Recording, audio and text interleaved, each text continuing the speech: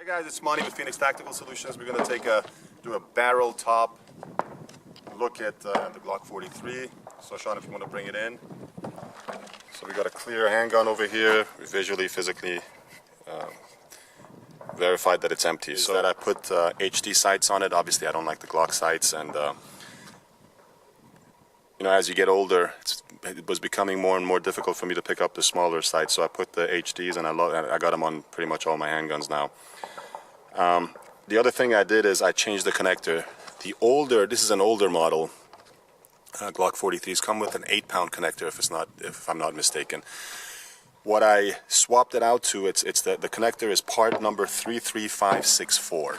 It's a Glock OEM connector. I swapped it out with that. It's a better trigger now. It's kind of like the stock 5-pound connector. The other option for these is the Ghost. You know, I've tried and I've seen countless people come to class with. I've broken a couple of Lone Wolf connectors. I've seen Ghost connectors break in class. A lot of these are just not reliable. I wouldn't, to be honest with you, purchase them. Now, if you're a shooter, if you don't shoot much, you put them in there and you're shooting 100, 200 rounds a year, you're not going to experience any issues. But ask anyone who runs high volume classes, and you'll see that these connectors have issues. The other thing I did with it, I put a Apex Tactical aluminum trigger shoe in it. Now this doesn't affect really the pull weight because it's a stock trigger bar. All I did was push the pin out on the stock trigger shoe, and I installed this one on. And once you do that, obviously the old trigger shoe is done. Who cares? It's a plastic serrated trigger. And by the way, any Glock being imported in the country has that serrated trigger. If you notice, all the compacts and the subcompacts, you get import marks for doing that, so it kind of designates it as a target pistol. So that's why all the compacts and subcompact Glocks have the serrated trigger. And what I do is, if I have a 19, I put the 17 trigger bar in it because I like that smooth trigger face. So the Apex, fantastic. Sean's running one in his M&P. Sean, how many rounds do you have in your M&P?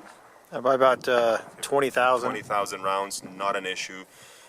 I got one in my M&P as when I got about 5,500 rounds through it, no issue. Now, this is the only trigger that I actually installed the same trigger shoe in my Glock 19. These are the only ones that I have seen in class not have issues. The major, let's say 3, I don't want to name any companies.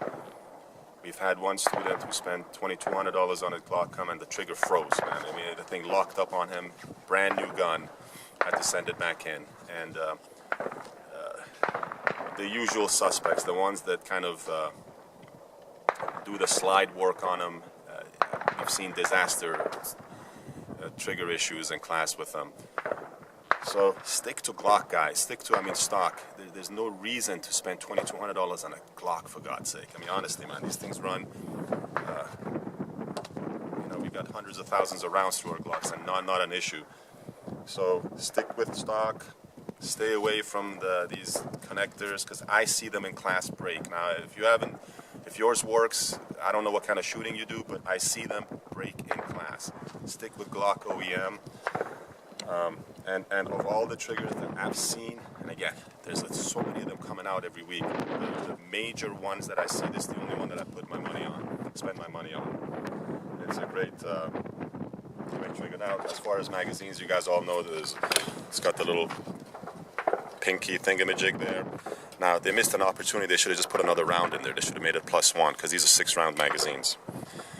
Great handgun.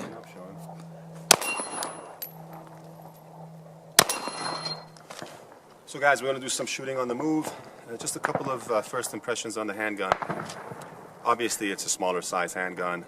It's got a little bit more felt recoil, which are fine. You can handle these things. A couple of things that I noticed is when I'm doing an emergency reload, I got to kind of shimmy my hand and get my firing hand out of the way a little bit more.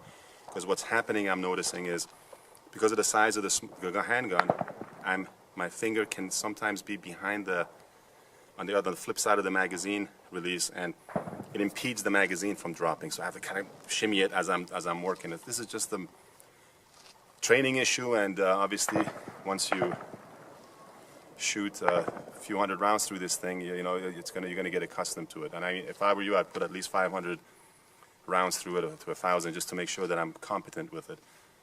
The other thing is make sure you shoot your self-defense ammo through it, because obviously it's going to make a big difference, and for you to make sure that you're accustomed to the recoil, muzzle flip, and just do a lot of mag changes. And I know in a gunfight, I mean, it's not going to be a bunch of emergency reloads if you go statistically, but still, you want to be as competent with your handgun as possible. So I don't care what the statistics say, I want to be really good at this. Ready? Yes.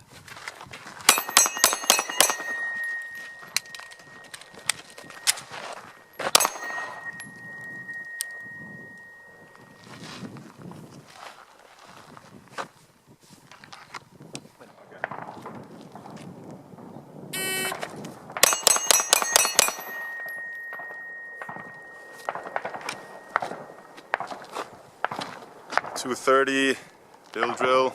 Let's try it one more time, Sean.